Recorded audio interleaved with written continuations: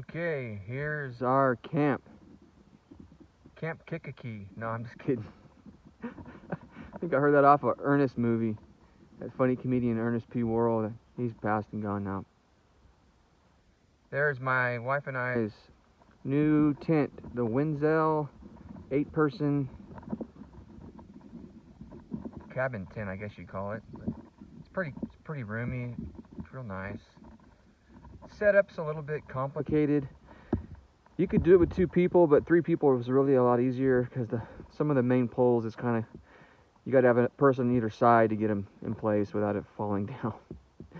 But other than that, it's a great tent, and it's got a nice little, very convenient because there's a lot of mosquitoes around here right now in the evenings and in the early morning. There's a little eating area you could set up. It's kind of separate from the main living area. And it's pretty good size. You could fit a small table in there and maybe 3 chairs, 4 chairs maybe.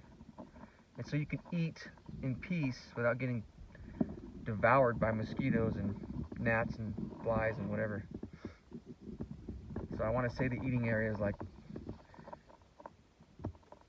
I don't know, I guess 8 by 11.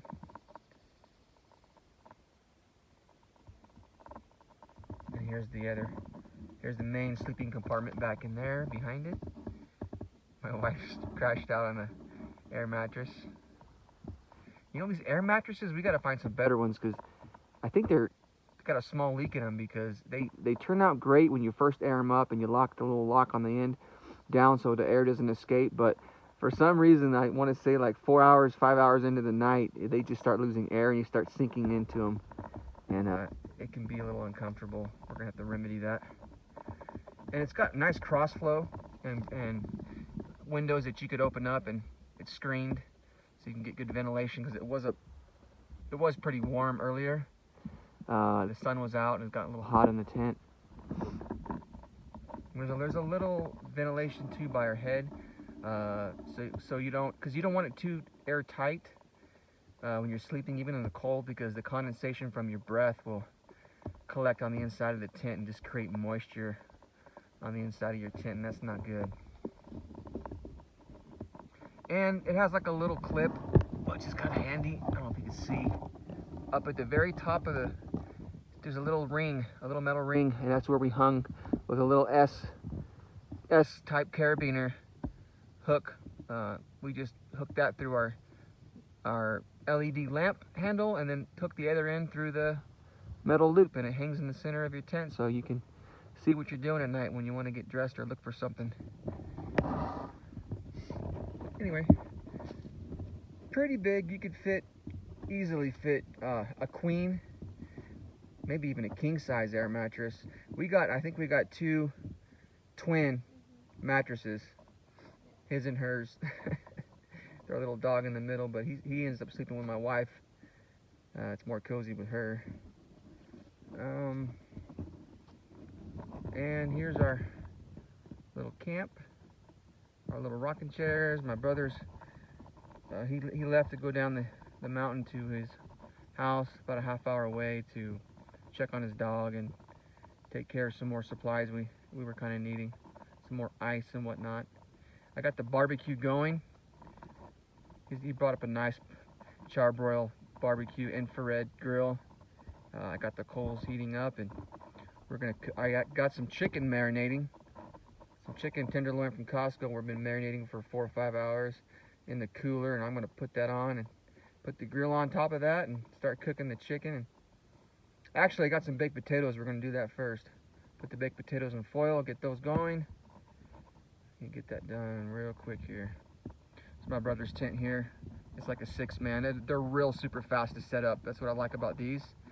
There's not much to them, but they're super easy and quick to set up, especially if you're running low on time. Luckily, we got here with about 2 hours to spare before it got dark, so we had enough time to get up that big tent, that Winzel.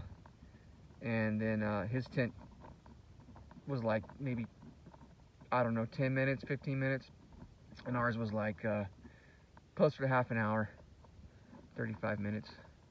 There's a lot of stakes on ours too. You gotta stake down in specific spots, make it work right. We got our lantern strung up high on a branch so we can have our Coleman lantern. I don't know if you can see it there, but it's hanging about 10 feet off the ground. We may even raise it up higher tonight. There's my truck.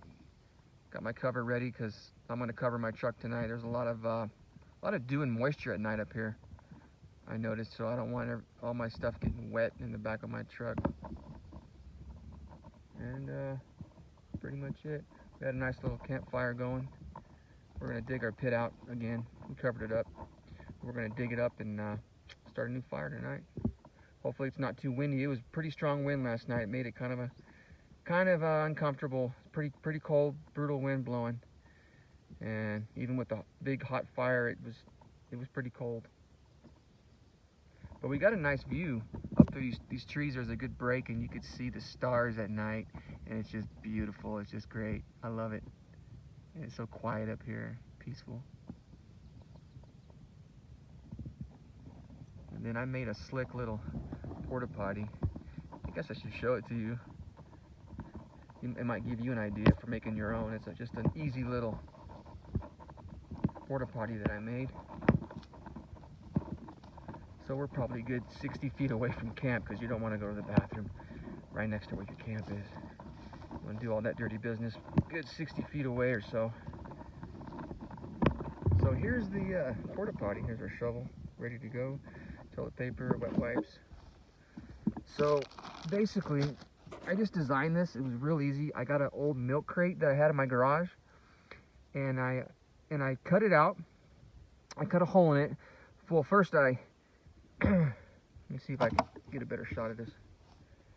First I got the crate. Then I got the toilet seat. I found a cheap one for like 10 bucks. It's just a hard plastic, pretty solid little seat from I want to say it was Lowe's, but you can find them at Home Depot as well. Okay, and then I just set it on there where it was not going to be, where it's going to get good support, you know, all the way around. And then, see, there's the hole I cut out with a jigsaw. And then I just kind of got a paint pen and kind of just carefully traced the hole size, and then, excuse me, cut out that hole. So what you do is you just dig a hole with a shovel, dig a nice deep hole wherever you're going to do your business, and then grab your crate and set it over the top of the hole, do your thing, get up, you know, clean up, move the crate, and then use the dirt pile you made digging the hole off to the side and fill in the hole, bury it, and that's that. It's so much easier than trying to squat and lean down with one hand and do your thing, man, I tell you. Anyway, give you an idea for making your own little quick little porta potty for doing a couple night camping.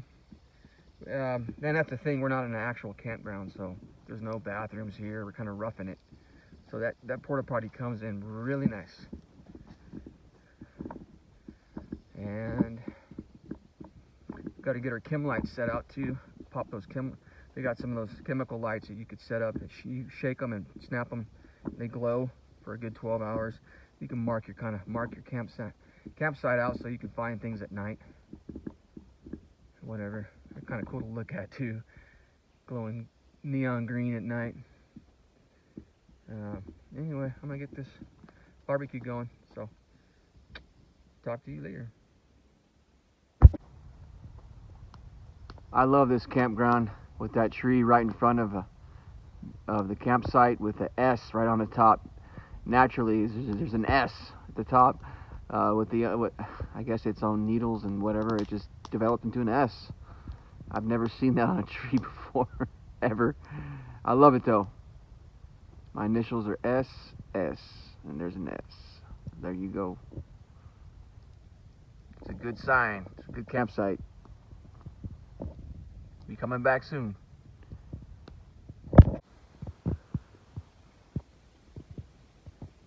Big, beautiful wild turkey. Up here below Kings Canyon National Park. Camping out. Last night I heard some noises around our camp area. I think it was this big wild turkey. He's got to be 30 pounds.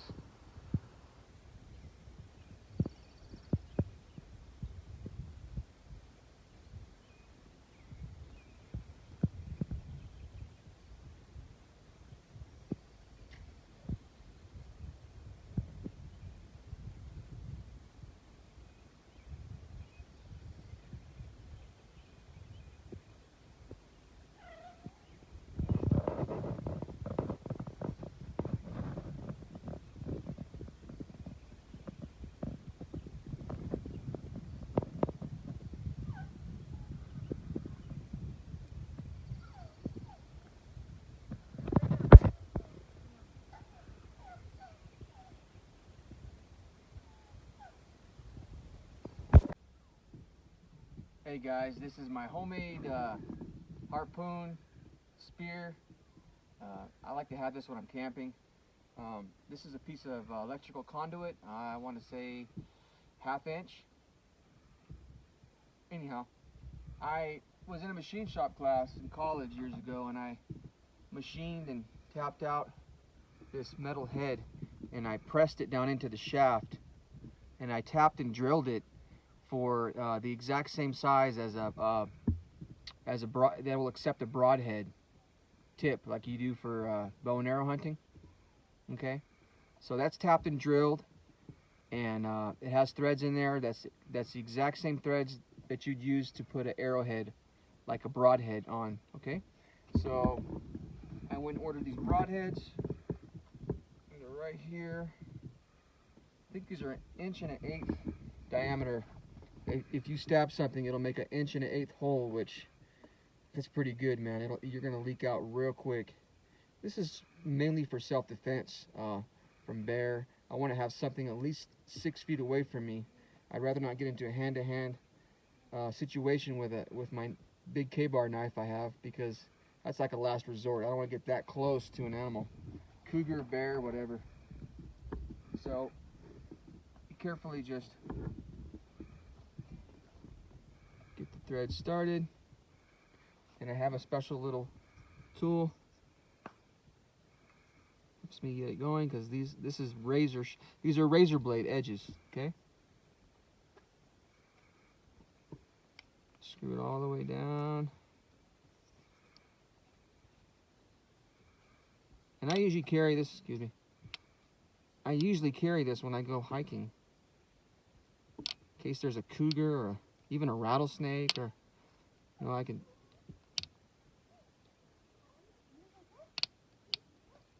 Okay. So, as you can see, this is very formidable, and it does throw. It's pretty well balanced. You can throw it. It's pretty heavy, probably a good 3 or 4 pounds. It's rigid, and I just walk with it, But if I need it to get something away from me, I got a good 6.5 feet, 6 feet distance. Anyway, sorry to share that. Oh, it's cocked, see? Now you got 8 shots, but take your time and don't go all crazy and fast. Now you want to aim the white dot right in between those dots. Do that thing. Right in the middle of the can.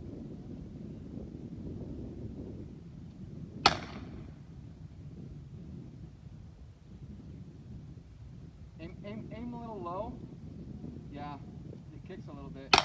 Oh, you got it. Wow, she got it right in the Pepsi circle. That red, white, and blue circle. Nailed it. Yeah. Woo. Okay, put your firearm down. Go ahead and. I don't have my thing on. Okay.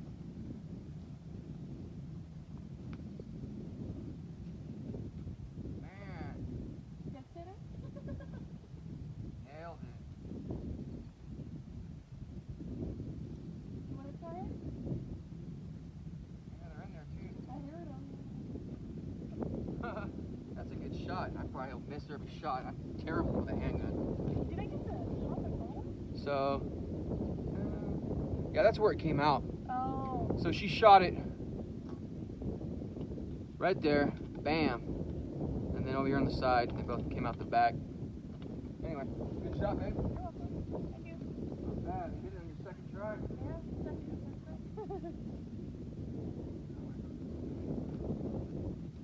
I'm gonna give it a shot. I'll probably miss every time.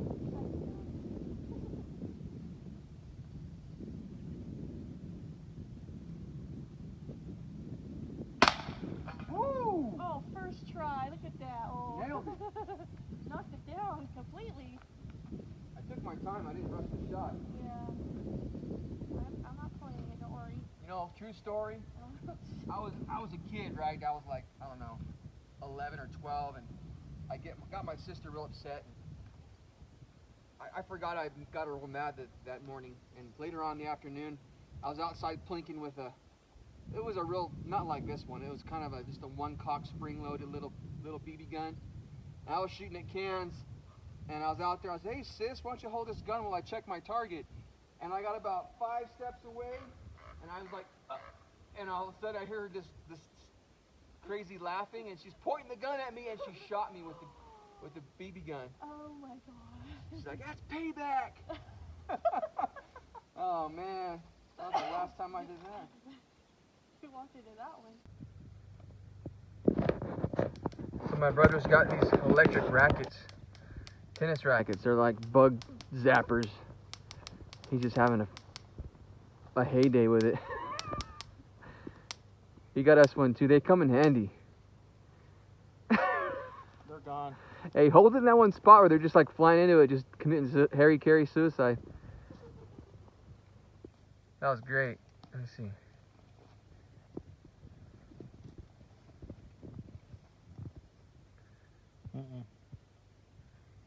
Unless I go through this grass, maybe.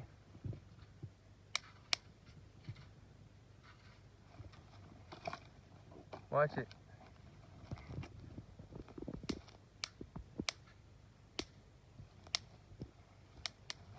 Right through these trees area.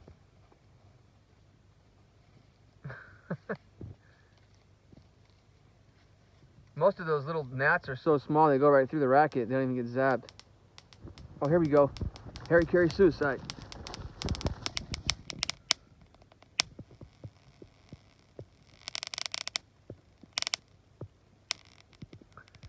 We just cooking on there. Oh.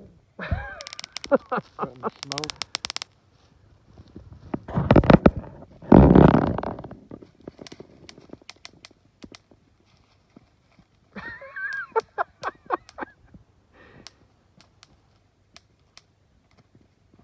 Man gets lost in forest chasing freaking bugs with his bug zapper.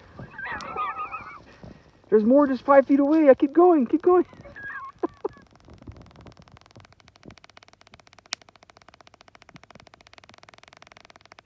Ah, it's a piece of grass.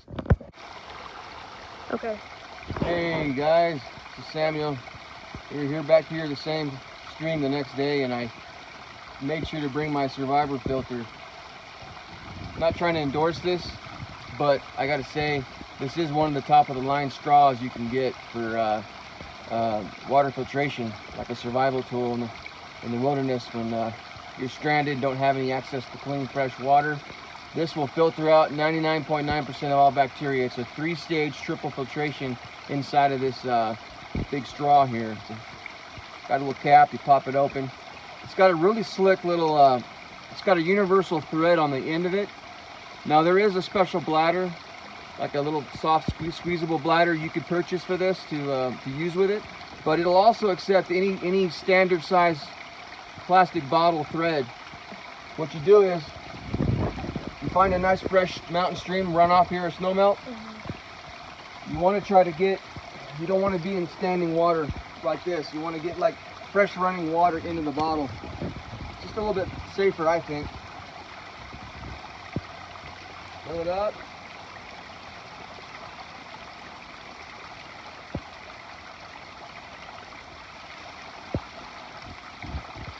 Yeah. I gotta say, I don't see any floaters in here. It's pretty dang, that's pretty clear, man. I don't see any floaters. That's good. That's a good sign. Of course, bacteria you really can't see, so you always want to use this. Thread this on. Now keep in mind, this is the first time I've used it. So I've watched the video on how to do this. And what you're gonna do is you're gonna squeeze, and it's gonna force the water through all those filtration stages. There's 3 of them, and then it comes out kind of slow off the top, I guess. Here we go. Fresh, clean, ice cold mountain water.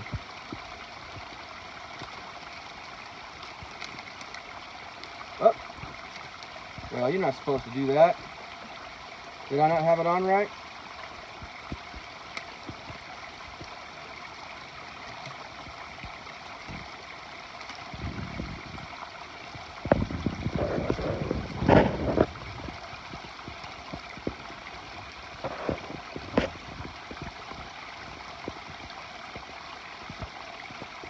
Wow.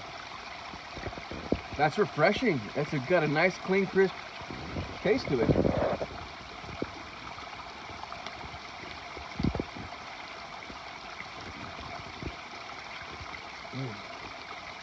I guess it helps if you suck when you do it, but it comes out kind of on the slow side. But I mean, it comes through.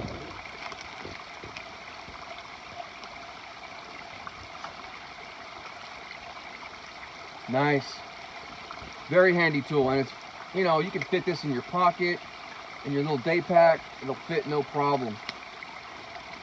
When you're done, you just unscrew it. And you can save your, I think I am going to save this, drink it later through the straw, or someone's going to forget and probably drink it right out of the bottle. Nah, I better not. Dump it out. That is good tasting water though. Well, there's your Survivor filter. You can get them for like 30 bucks. Highly recommend it. If you go like survivorfilter.com, it'll pop up. All right, guys.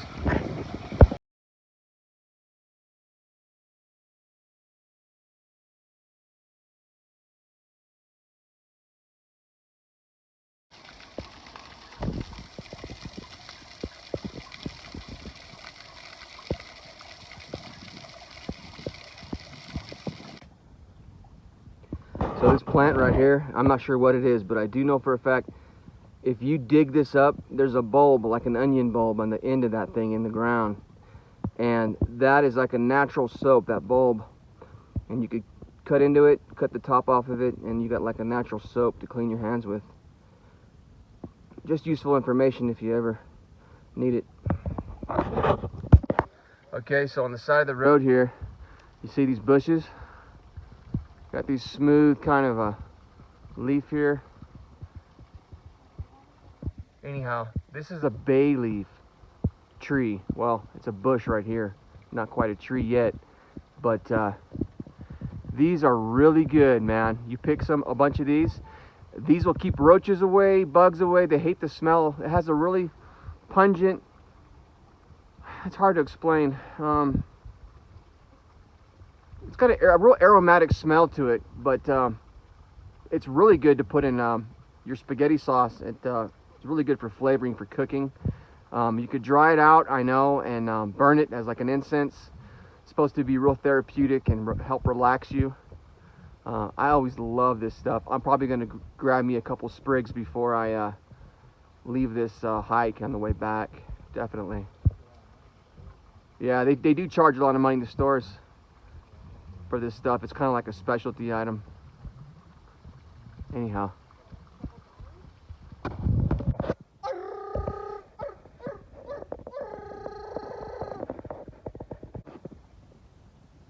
Found a lizard on the road here on this hike. Looks like something. Actually, I don't think something bit his tail. I think they're able to, if they're attacked by a predator or they get scared, they could make their own tail come off, and it'll distract the predator, and then they can escape and get away. Believe it or not, I've actually seen that as a kid. These lizards do that. And they call them an alligator lizard because they're kind of got the coloration of an alligator. He's alive. He's just kind of sitting there, just breathing, sunning or something.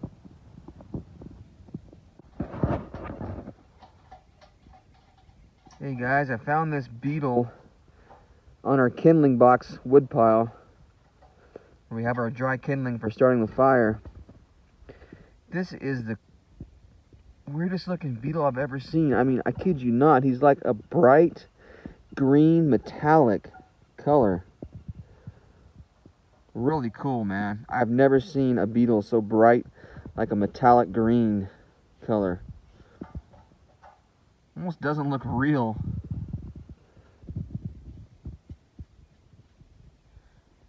And he's not moving, he's just kind of just sitting there. But that coloration is so awesome.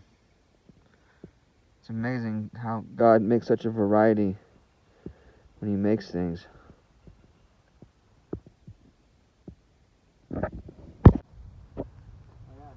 So we got further up that road today, and we're seeing remnants of called the rough fire. That was last year, right, bro? Bro, was that last year? No, 2015. My bad. I'm way off. 2015. We're in 2020. About 5 years ago, this is the remnants of that big fire they had up here. Rough fire. The rough fire. Anyway. It's all still burned. You got burned logs and down trees.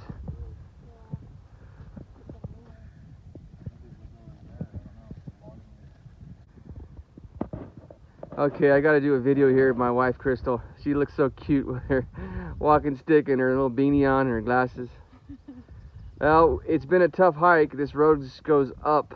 It's nothing but a steep hike from past 2 miles, and we're hoping to get to the top here and take a little break and then walk back down. Yep. Love you, babe. Love you too. Well, here we are with our nice campfire, our kickback chairs, relaxing, enjoying the night in the mountains.